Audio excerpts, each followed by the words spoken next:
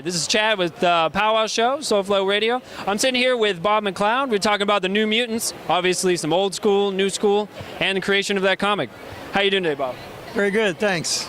Excellent. So, what really brought about, the co-creation of the New Mutants? How much did you contribute to that?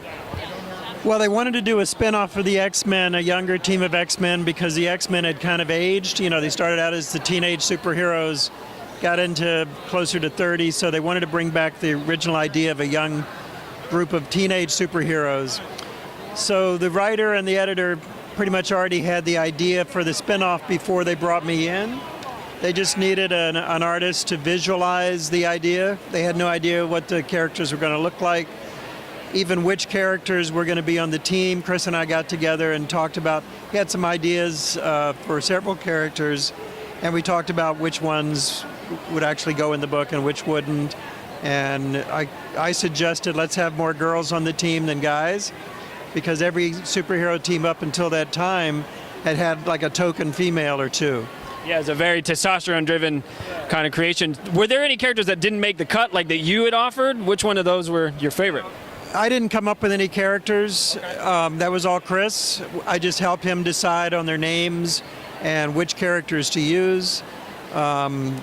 We talked about should they have individual costumes or a school uniform, and we all agreed that the school uniform was a cool idea. There was no name for the book back then. We were trying to decide, should it just be the Mutants, which was the original title that Stan had for the X-Men. And then since the X-Men were already there, somebody said the New Mutants, and I didn't like that title. But it looks like it's stuck, though, and so it came through there. We couldn't come up with anything better that we liked, so we went with that. All right.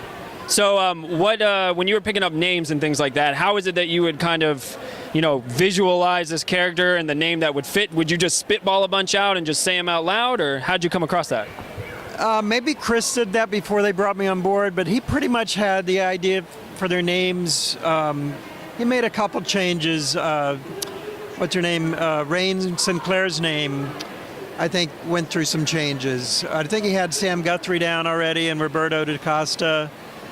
Maybe he was like 95% on some of their names, but by the time they brought me in, I think the names were down. He just, we didn't know if Sunspot was going to grow big like the Hulk when he used his powers, or if Cannonball was going to be a big muscular guy. We just, Chris didn't know what they were going to look like, so he needed me to help him come up with the actual look of each character. So when you would do the look and things like that, like you said, you're deciding if they're going to grow or they're not going to grow, would you just draw them out, or how would you decide what they were going to do? Yeah, I did several sketches of what they might look like one way or another way, and showed them the editor and Chris, and we talked about them and decided which ones we liked. Well, thank you. I appreciate you taking the time to speak with us today. Once again, Chad with the Powwow Show, Soul Flow Radio.